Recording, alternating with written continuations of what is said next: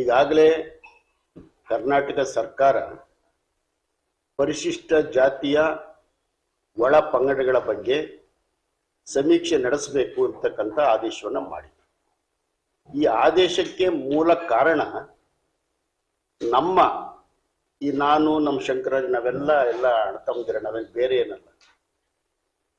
ನ್ಯಾಯಾಲಯವೇ ಹೇಳಿದೆ, ದತ್ತಾಂಶಗಳನ್ನ ಶೇಖರಣೆ ಮಾಡಿ ಯಾವ ಯಾವ ಉಪಜಾತಿಗಳು ಎಷ್ಟೆಷ್ಟಿದೆ ಅನ್ನೋದನ್ನ ಸರಿಯಾದ ರೀತಿಯಲ್ಲಿ ಮಾಹಿತಿ ಕೊಡಿ ಅಂತ ಸರ್ಕಾರಕ್ಕೆ ಆದೇಶ ಮಾಡಿದೆ. ಅದರಂತೆ ಸರ್ಕಾರ 5ನೇ ತಾರೀಕಿನಿಂದ ಸಮೀಕ್ಷೆಯನ್ನು ಮಾಡ್ತಾ ಇದೆ. ಈಗ ನಮ್ಮ ತಕರಾರು ಏನಂತ ಅಂದ್ರೆ, ಸಮೀಕ್ಷೆಯಲ್ಲಿ ಈವರೆಗೆ 20% ಮಾತ್ರ ಪ್ರಗತಿ ಆಗಿದೆ. 14 ದಿನ ಟೈಮ್ ಕೊಟ್ಟಿದ್ದಾರೆ, 11 ದಿನ ಮುಗಿದೋಯ್ತು, ಇನ್ನು 4 ದಿನ ಮಾತ್ರ ಇದೆ. ಉಳಿದಿದ್ದು ಆಗೋದು ಯಾವಾಗ? ನಮ್ಮ ತಕರಾರು ಏನಂದ್ರೆ, ಉಪ ಪಂಗಡಗಳನ್ನ ಮಾತ್ರ ದತ್ತಾಂಶ ಕೊಡಬೇಕು ಅಂತ ನ್ಯಾಯಾಲಯದ ಆದೇಶ ಇರೋದು. ಆದ್ರೆ ಸರ್ಕಾರ ಏನ್ ಮಾಡಿದೆ, 42 ಕಾಲಂ ಕೊಟ್ಟಿದೆ. 42 ಕಾಲಂ, ಅದರಲ್ಲಿ ಆರ್ಥಿಕ, ಸಾಮಾಜಿಕ, ರಾಜಕೀಯ, ಪ್ರಗತಿಯ ಕಾಲಂಗಳು ಇಟ್ಬಿಟ್ಟು ಕೇಳಿದೆ ನಮಗೆ. ಈ ಹಳ್ಳಿಗೆ ಹೋದ್ರೆ ರೈತ ಒಂದು ಹಳ್ಳಿಗೆ ಹೋದ್ರೆ 10-15 ಮನೆಗಳನ್ನ ಸಮೀಕ್ಷೆ ಮಾಡ್ಬೋದು ಅಷ್ಟೇ. ಅದಕ್ಕಿಂತ ಮೇಲ್ ಮಾಡಕ್ ಆಗಲ್ಲ. ಕಾರಣ 42 ಕಾಲಂಗೆ ಉತ್ತರ ಕೊಡ್ಬೇಕಲ್ಲ. ವಿದ್ಯಾವಂತರಿಗೂ ಕೂಡ ಕೊಡೋದು ಕಷ್ಟ ಆಗಿದೆ. ಇಲ್ಲಿ ಹಿನ್ನಡೆ ಆಗಿದೆ. ಜೊತೆಗೆ ಉದಾಹರಣೆಗೆ ಹಾಸನ ಜಿಲ್ಲೆ, ಈಗ 3 ತಾಲೂಕು ಮಲೆನಾಡಿಗೆ ಬರ್ತವೆ. ಮಲೆನಾಡಿನಲ್ಲಿ ಒಂದು ಊರು ಅಂದ್ರೆ 3-4 ಕಿಲೋಮೀಟರ್ ದೂರ ಇರುತ್ತೆ. ನಾನು ಬಹಳಷ್ಟು ಜನ ನಮ್ಮ ಸ್ನೇಹಿತರನ್ನೆಲ್ಲ ಕೇಳಿದೆ, ಯಾವ ಊರಿಗೂ ಕೂಡ ಇನ್ನ ಪೂರ್ಣ ಪ್ರಮಾಣದಲ್ಲಿ ಹೋಗಿಲ್ಲ. ಒಂದು 20% ಆಗಿರ್ಬೋದು ಇಲ್ಲಿ ತನಕ. ಜಿಲ್ಲಾಧಿಕಾರಿಗಳು ಮತ್ತು ಅವರ ತಂಡ ಸಾಕಷ್ಟು ಪ್ರಚಾರ ಮಾಡಿದ್ದಾರೆ, ಇಲ್ಲ ಅಂತ ನಾವು ಹೇಳ್ತೀವಿ. ಅವ್ರ ಕರ್ತವ್ಯ ನಿಭಾಯಿಸಿದ್ದಾರೆ ಅವರು, ಅದರ ಪ್ರಾಕ್ಟಿಕಲ್ ಆಗಿ ಆಗ್ತಾ ಇಲ್ಲ. ಪುನಃ ನಾವು ಎಲ್ಲಿ ಅನ್ಯಾಯಕ್ಕೆ ಒಳಗಾಗ್ತೀವೋ ಅಂಕಿಅಂಶದ ಆಧಾರದ ಮೇಲೆ ಅಂತ ನಮ್ಗೆ ಆತಂಕ ಮೂಡಿದೆ. ಈಗ 101 ಉಪಜಾತಿ ಇದಾವೆ. ಅದರಲ್ಲಿ ನಮ್ಮ ಅಣ್ಣ ತಮ್ಮ ನಮ್ಮ ಶಂಕರರಾಜು ಇದ್ದಾರೆ, ನಾವು ಇದ್ದೀವಿ. ಒಂದೊಂದು ಕಾರಣಗಳಿಗಾಗಿ ಅವರು ಹೇಳ್ತಿರ್ಬಹುದು, ಹೌದು ಅವರ ಹಕ್ಕನ್ನು ಪ್ರತಿಪಾದಿಸಿದ್ದಾರೆ. ಅವರು ಒಂದೇ ಹೆಸರು ಬರೆಸಿ, ನಮ್ಗೆ ಸಂಖ್ಯೆ ಬೇಕು, ಪ್ರಗತಿ ಬೇಕು.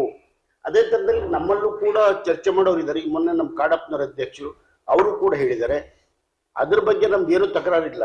101 ಜಾತಿಗಳಲ್ಲಿ ಈಗ ನಮ್ಮ ಹುಣಸೋಳ್ಳಿನಲ್ಲಿ ಸಿಳ್ಳೆಕ್ಯಾತ ಜನಾಂಗ ಇದೆ, ಪರಿಶಿಷ್ಟ ಜಾತಿ ಬರ್ತಾರೆ. ಅದೊಂದೇ ಊರಲ್ಲಿ ಇರೋದು. ಬರ್ಸ್ಲಿ, ಸಿಳ್ಳೆಕ್ಯಾತ ಅಂತ ಬರ್ತ್ಕೊಳ್ಳೋಕೆ ಅವಕಾಶ ಇದೆ. ಅವರು ಕೂಡ ಎಷ್ಟಿದ್ದಾರೆ ಅಂತ ಹೇಳಲೇಬೇಕು, ಆತಂಕ ಆಗಬಾರ್ದು. ಅದು ಈವರೆಗೂ ಎಲ್ಲೂ ಕೂಡ ಆ ಥರದ ಸಮೀಕ್ಷೆ ಆಗಿಲ್ಲ. ಅದಕ್ಕೆ ನಾವೇನು ಒತ್ತಾಯ ಮಾಡ್ತಿದ್ದೀವಿ ಸರ್ಕಾರಕ್ಕೆ ಅಂದ್ರೆ, ನಿಜಕ್ಕೂ ನ್ಯಾಯಾಲಯದ ಆದೇಶ ಆಗದಾದ್ರೆ ನಮ್ಮ ನಾಗಮೋಹನ್ ದಾಸ್ ಅವರ ಆಯೋಗದ ಕಾರ್ಯಕ್ರಮಗಳು ಜಾರಿ ಬರಬೇಕಾದ್ರೆ ಸಮೀಕ್ಷೆಯ ಅವಧಿಯನ್ನ ಮುಂದಕ್ಕೆ ಹಾಕಬೇಕು, ಇನ್ನು ಹೆಚ್ಚು ಅವಕಾಶವನ್ನ ಕೊಡಬೇಕು. ಅಧಿಕಾರಿಗಳು ಈಗ ಮಾಡ್ತಿರೋದು ಸಾಲದು. ಈಗ ಮಹಿಳಾ ಮಕ್ಕಳ ಕಲ್ಯಾಣ ಇಲಾಖೆ ಅವ್ರು ಬಳಸ್ಕೊಂಡೇ ಇಲ್ಲ.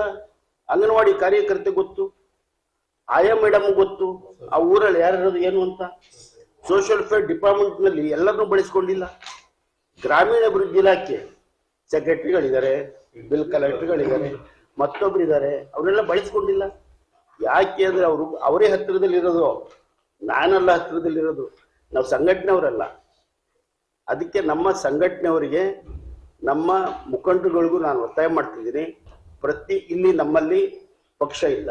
ಈ ನಮ್ಮ ದೇವಪ್ಪ ಅಧ್ಯಕ್ಷ, ಜಿಲ್ಲಾ ಕಾಂಗ್ರೆಸ್ ಅಧ್ಯಕ್ಷ, ನಮ್ಮ ಶಂಕರರಾಜು ಅದನ್ನು ಗುರುತಿಸ್ಕೊಂಡಿದ್ದಾರೆ, ನಮ್ಮ ಅಧಿಕಾರಿಗಳಿದ್ದಾರೆ. ಇದು ಸಮುದಾಯದ ಪ್ರಶ್ನೆ, ಸಮುದಾಯಗಳ ಸ್ವಾಭಿಮಾನದ ಪ್ರಶ್ನೆ ಅಷ್ಟೇ. ಇಲ್ಲಿ ರಾಜಕೀಯ ಪಕ್ಷ ಇಲ್ಲ, ಗುಂಪಿಲ್ಲ, ಸಂಘಟನೆ ವ್ಯತ್ಯಾಸಗಳಿಲ್ಲ, ಯಾವುದು ಕೂಡ ಇಲ್ಲ ಇಲ್ಲಿ. ಆ ದೃಷ್ಟಿಯಿಂದ ನಾವು ನಮ್ಮ ಕಾರ್ಯಕರ್ತರಿಗೆ ನಾವು ಒತ್ತಾಯ ಮಾಡ್ತಿದ್ದೇನೆ, ದಯಮಾಡಿ ಈ ಅವಧಿಯನ್ನ, ಸಮೀಕ್ಷೆ ಅವಧಿಯನ್ನ ಇನ್ನೂ ಕೂಡ ವಿಸ್ತರಿಸಬೇಕು. ಸಮೀಕ್ಷೆಯ ಮಾದರಿಯನ್ನ ಬದಲಾಯಿಸಬೇಕು. ಸಮೀಕ್ಷೆಯ ಉದ್ದೇಶ ಏನಿದೆ ಅದು ಈಡೇರಬೇಕು. ಏನು ಈಡೇರಬೇಕು? ನೀನು ಒಳ ಜಾತಿ ಹೇಳಪ್ಪ, ಉಪ ಪಂಗಡ ಹೇಳಪ್ಪ ಅಂತ ಅದು ಹೇಳಿದೆ. ನೀವು ಅದನ್ನ ಬಿಟ್ಬಿಟ್ಟು 39 ನೀವು ಕತೆ ಕೇಳಿ, ಅವಂದ ಕಾರ್ ಎಷ್ಟಿದಾವೆ, ಮನೆ ಎಷ್ಟಿದಾವೆ, ಎಷ್ಟಿದೆ ಜಮೀನು ಅಂತ ಕೇಳಿ 39ಕ್ಕೆ ಬಂದ ಸುಸ್ತು ಜಾತಿ ಹೇಳು ಅಂದಾಗ ಸುಸ್ತು.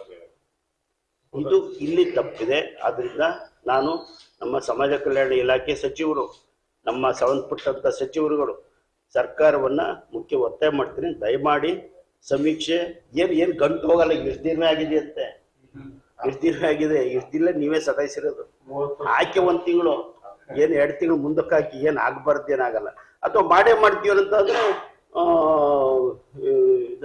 ಬಹಳ ವೇಗವಾಗಿ ಮಾಡಿ ಮೆನುಗಳನ್ನ ಹಾಕೊಂಡು ಮಾಡಿ ನಾವೇನು. ಆಮೇಲೆ ಸರ್ವರ್ ಪ್ರಾಬ್ಲಮ್ ಸರ್ಕಾರ ಕ್ರಿಯೇಟ್ ಮಾಡಿರೋದು, ಅದು ಜನ ಅಲ್ಲ, ನಾವೆಲ್ಲ ಕ್ರಿಯೇಟ್ ಮಾಡಿರೋದು. Server problem. ಕರಪತ್ರ ಹಂಚಿ ಸ್ವಾಮಿ, ಅರೆ ಗೊತ್ತಾಗಬೇಕಲ್ಲ, ನಮ್ಮ ಮಾಡವಳ್ಳಿಗೆ ಎಷ್ಟು ದಿನ ಬರ್ತಾರೆ, ಯಾವ ಸಮಯಕ್ಕೆ, ಯಾವ ದಿನ ಗೊತ್ತಾಗಬೇಕಲ್ಲ. ಅವ್ನ ಪಾಪ ಕೂಲಿಗೆ ಹೋಗ್ಬಾರ್ದ? ನಮ್ಮಲ್ಲಿ ಮಲೆನಾಡಲ್ಲಿ 3,000 ರೂಪಾಯಿ ಸಿಗುತ್ತೆ ಒಂದು ದಿನಕ್ಕೆ, ಗೊತ್ತು ಇವ್ರಿಗೆಲ್ಲ ನಮ್ಮ ಸ್ನೇಹಿತರಿಗೆ. 3,000 ಬಿಟ್ಬಿಟ್ಟು ಇವ್ನು ಕಾಯ್ತಾ ಹಾಕ್ಬೇಕಂತಾನ. ಹಳ್ಳಿ ಇವ್ರಿಗೆ ಬರ್ತೀನಿ, 10ವರೆಗೆ ಬರ್ತೀನಿ, ಇಂಥ ದಿನ ಬರ್ತೀನಿ ಹೇಳಿ, ಕೊಕ್ಕನಘಟ್ಟಕ್ಕೆ ಬರ್ತೀನಿ, ಇಲ್ಲಿ ಉದ್ದೂರಿಗೆ ಬರ್ತೀನಿ, ಟೈಮ್ ಕೊಡಿ, ಕರಪತ್ರ ಹಂಚಿ. ಏನಾಗಿದೆ ನಿಮಗೆ ಪ್ರಾಬ್ಲಮ್ಮು? ಏನಾಗಿದೆ ಪ್ರಾಬ್ಲಮ್? ಸೋಷಿಯಲ್ ಡಿಪಾರ್ಟ್ಮೆಂಟ್ ಏನ್ ಮಾಡ್ತಾ ಇದೆ? ಏನ್ ಮಾಡ್ತಿದ್ದಾರೆ ಅವರೆಲ್ಲ? ಅವರು ಅಡಿಗೆಯವ್ರಿಲ್ವಾ? ವಾರ್ಡನ್ಗಳಿಲ್ವಾ? ಆಯಾಗಳಿಲ್ವಾ? ಎಲ್ಲರೂ ಬಳಸ್ಕೊಳ್ರಿ. ಸೊ ನಮ್ಮ ಸಹೋದರಿಯರು ಯಾರು ಆಶಾ ಕಾರ್ಯಕರ್ತರಿಲ್ವಾ? ಅಂಗನವಾಡಿ ಕಾರ್ಯಕರ್ತರಿಲ್ವಾ? ಅವ್ರಿಗೆ ಅವ್ರಿಗೆ 1 ಗಂಟೆ ಟೈಮ್ ಕೊಡ್ರಿ, ಅವರೇ ಪಾಪ ಎಲ್ಲ ಮಾಡ್ಕೊಡ್ತಾರೆ. ಈ ಕೆಲಸಕ್ಕಾಗಿ ನಾವು ಸರ್ಕಾರ ಒತ್ತಾಯ ಮಾಡ್ತಿದೀವಿ. ಉಳಿದಿದ್ದನ್ನ ನಮ್ಮ ಸ್ನೇಹಿತರು ಮಾತಾಡ್ತಾರೆ. ಇದರಲ್ಲಿ ಆಮೇಲೆ ಸಮಾನಾಂತರ ಹೆಸರುಗಳಿದ್ದಾವೆ. ಸಮಾನಾಂತರ ಹೆಸರುಗಳ ಬಗ್ಗೆ ಜಾಗೃತಿ ಮೂಡಿಸ್ತಕ್ಕಂಥದ್ದು ನಮ್ಮ ಕರ್ತವ್ಯ, ಕಾರ್ಯಕರ್ತರ ಕರ್ತವ್ಯ. ಇಲ್ಲಿ ಯಾರು ಒತ್ತಡ ಏನಿಲ್ಲ ಇಲ್ಲಿ.